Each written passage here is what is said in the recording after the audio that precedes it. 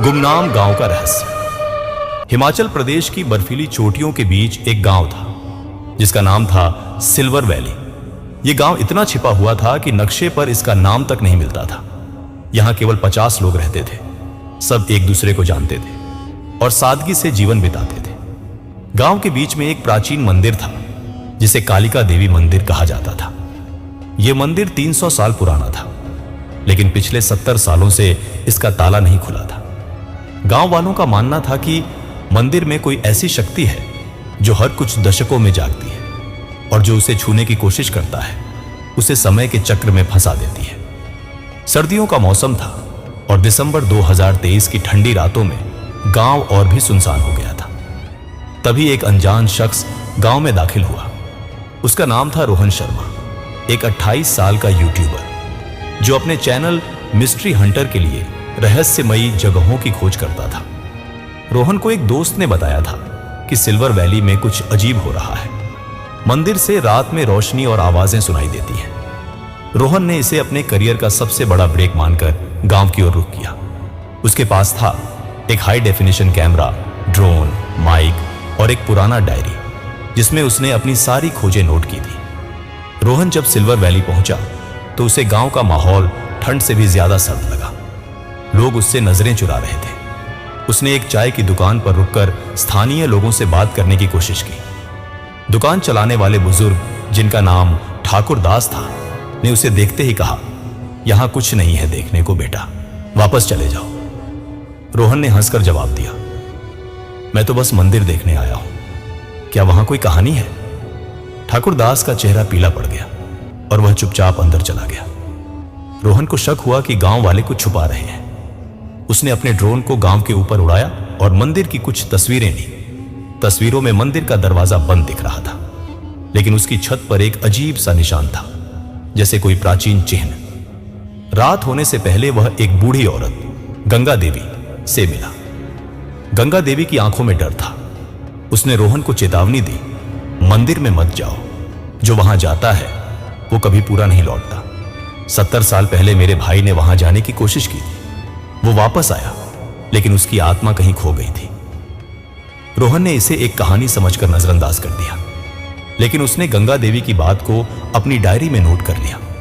मंदिर की पहली रात के 10 बजे, जब गांव सो रहा था, रोहन अपने गियर के साथ मंदिर की ओर बढ़ा। बर्फीली हवा और कोहरे ने माहौल को और डरावना बना दिया था। मंदिर का दरवाजा लोहे का था, जंग से भरा, लेकिन आश्चर्यजनक रूप से खुला हुआ था। रोहन ने अपना कैमरा ऑन किया और लाइव स्ट्रीम शुरू की। अपने दर्शकों से कहा, आज हम एक ऐसे रहस्य को खोलने जा रहे हैं जो शायद सदियों से छुपा है। मंदिर के अंदर एक विशाल कालिका देवी की मूर्ति थी। मूर्ति की आंखें चमक रही थी, जैसे उनमें कोई रोशनी हो। रोहन ने पास जाकर देखा तो उसे मूर्ति के नीचे एक गड्ढा दिखा, जिसमें से नीली रोशनी निकल रही थी। उसने ड्रोन को गड्ढे के ऊपर उड़ाया। ड्रोन के कैमरे ने एक चमकदार क्रिस्टल को रिकॉर्ड किया जो हवा में तैर रहा था। यह क्रिस्टल हर कुछ सेकंड में रंग बदल रहा था, नीला, लाल, हरा, फिर बैंगनी। इसके साथ ही मंदिर में एक धीमी, रहस्यमयी आवाज गूंजने लगी, जो किसी प्राचीन भाषा में मंत्र जैसी थी। रोहन ने क्रिस्टल को छूने की कोशिश की, लेकिन जैसे ही उसका हाथ पास गया, एक तेज बिजली का झटका लगा। वह बेहोश होकर गिर पड़ा। जब वह होश में आया तो सुबह हो चुकी थी। वह मंदिर के बाहर बर्फ में पड़ा था। उसका कैमरा और ड्रोन गायब थे, लेकिन उसकी जेब में एक कागज का टुकड़ा था जिस पर लिखा था, सच को छूने की हिम्मत मत करना। रोहन का दूसरा चेहरा रोहन गांव वापस लौटा और गंगा देवी से मिला। गंगा देवी ने उसे बताया कि वह क्रिस्टल काल संग्रह है जो हर 70 साल में जागता है। यह समय को नियंत्रित करने की शक्ति रखता है।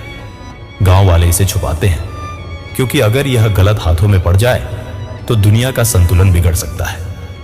गंगा देवी ने कहा, 70 साल पहले मेरे भाई ने इसे छूने की कोशिश की थी। वो वापस आया, लेकिन उसकी याददाश्त चली गई थी। वो हर रात सपने में चीखता था कि समय उसे खा रहा है। रोहन ने पूछा, तो क्या यह सच है कि यहां समय बदल सकता है? गंगा देवी ने जवाब दिया, यहां समय नहीं बदलता, यहां समय तुम्हें बदल देता है। उसने रोहन को एक पुरानी किताब दी जो उनके परिवार के पास थी। किताब में लिखा था कि काल संग्रह को एक प्राचीन सभ्यता ने बनाया था जो समय को मोड़ने की कला जानती थी। लेकिन उस सभ्यता का अंत तब हुआ जब उन्होंने इस शक्ति का गलत इस्तेमाल किया। रोहन ने किताब को स्कैन करने की कोशिश की, लेकिन उसका फोन अचानक बंद हो गया। उसे लगा कि कुछ गलत हो रहा है।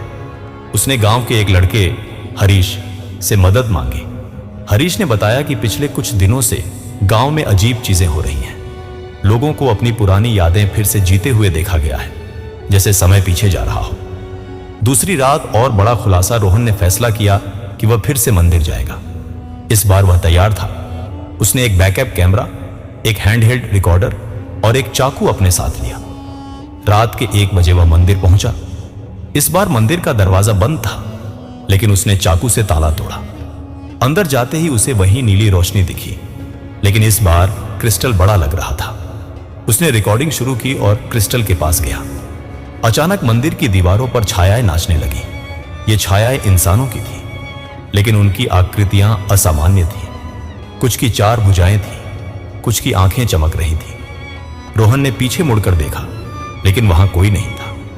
उसने रिकॉर्डर पर आवाज सुनी। यह उसकी अपनी आवाज थी, लेकिन वह कुछ ऐसा कह रहा था जो उसने कभी नहीं कहा।